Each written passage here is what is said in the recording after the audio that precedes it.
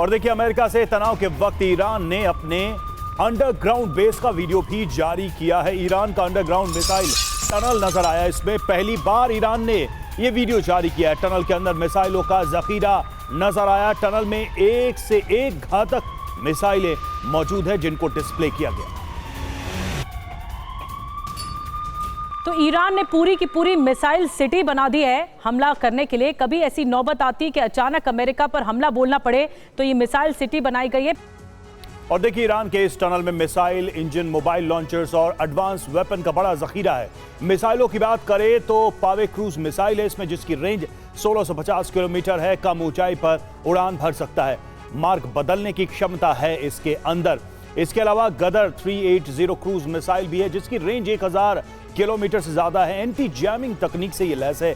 5 minute में ही दुश्मन के खात्मे को तैयार हो जाता है। और तीसरी घातक मिसाइल खैबर शैकन, जिसकी रेंज 1450 किलोमीटर है। पैट्रियट जैसी सिस्टम को चकमा दे सकता है, साथ ही सटीकता से हमले कर सकता है। मिसाइलों का यह जखीरा पूरी दुनिया को ईरान ने दिखाया। मैसेज शायद अमेरिका और इजरायल को देने की कोशिश। संजय भारद्वाज सर, ये ईरान की अपनी तैयारी की एक तस्वीर तो है, लेकिन क्या ईरान नहीं जानता है कि सिर्फ मिसाइलों के दम पर यह युद्ध नहीं जीता जा सकता? इस वक्त स्थिति ऐसी है ईरान की कि पीछे से समर्थन उतने नहीं है जितने सामने से दुश्मन ज्यादा है।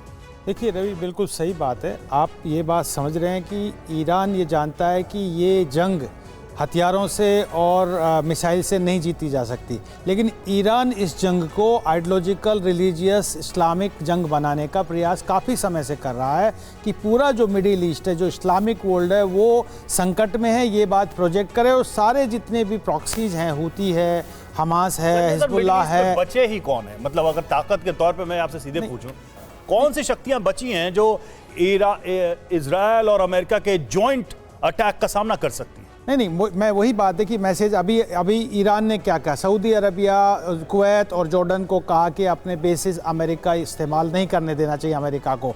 तो निश्चित रूप से वो इसको पोलराइज पूरे जो मिडिल ईस्ट है उसको एक तरफ रखना चाहता है। लेकिन ये बात अमेरिका इस नैरेटिव पे काम कर रहा है कि एक फियर फैक्टर क्रिएट किया है कि जो ईरान है वो एक न्यूक्लियर ताकत है, एक रॉक स्टेट है और वो पूरे मिडिल ईस्ट के लिए वो सबसे बड़ा खतरा है जब तक उसके न्यूक्लियर बेसिस को तबाह नहीं किया जाएगा। उसके लिए 2-3 तरीके की लड़ाई अमेरिका लड़ रहा है। पहली बात, इनडायरेक्टली पहले इजराइल को कहा कि उनके जो कोर जो बेसिस हैं, इंफ्रास्ट्रक्चर हैं, न्यूक्लियर बेसिस हैं, उनको तबाह किया जाए। और देखिए कि इजराइल ने पिछले काफ़ी समय से उस पर स्ट्राइक किया।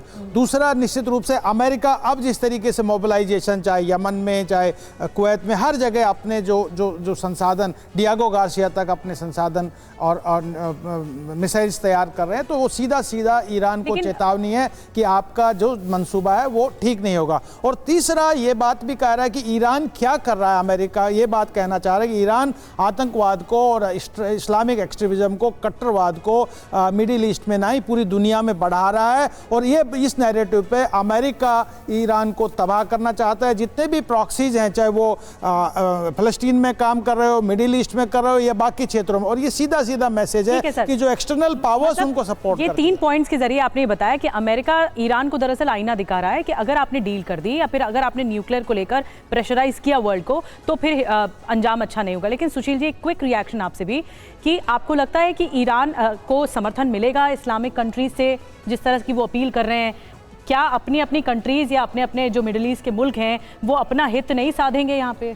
आप बिल्कुल सही कह रहे हैं निधि कि जो भी इस्लामिक कंट्रीज़ हैं, जो पहले एक तरीके से ग्रुपिंग थी, वो ग्रुपिंग उतनी स्ट्रांग नहीं रही है।